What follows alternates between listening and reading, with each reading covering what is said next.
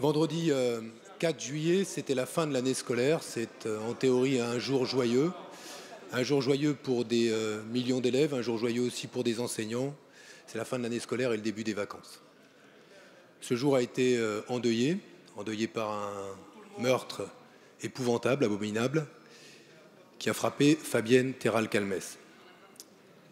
Elle avait 34 ans, c'était une enseignante, vous l'avez dit, remarquable. Elle est aujourd'hui morte, au service de l'école de la République. Et j'en dirai un mot pour ce qui concerne les devoirs et la dette de l'État à l'égard de sa famille et de ses enfants.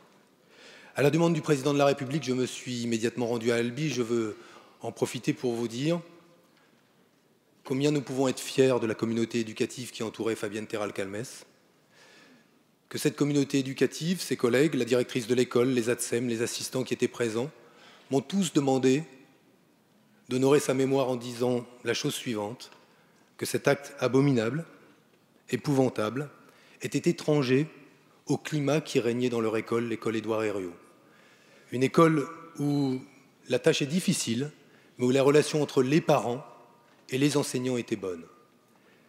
Je veux saluer leur travail comme je veux saluer le rôle des forces de police qui sont intervenues rapidement et ont permis l'interpellation de l'auteur de ce crime, qui est désormais mis en examen et qui a été interné en hôpital psychiatrique. Je veux saluer aussi la rapidité avec laquelle les sapeurs-pompiers et le SAMU sont intervenus.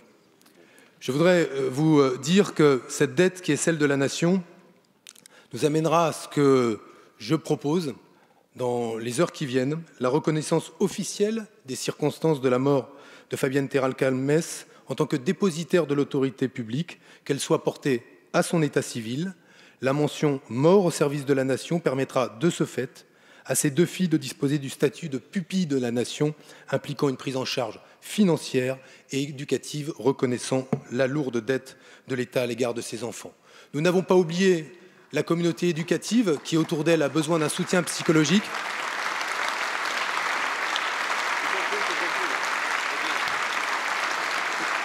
Ces collègues qui bénéficieront d'un soutien psychologique, tant comme il s'est fait, d'un mot s'il vous plaît, Monsieur le Président, qui aura lieu jusqu'au 20 août, de façon à ce que la rentrée dans cette école, parce que c'est ça le plus important et elle l'aurait souhaité, se passe dans les meilleures conditions. Je vous remercie. En tout cas, nous souhaitons, à travers cet exemple, dire et redire que l'école doit rester protégée des violences et rester un lieu de paix.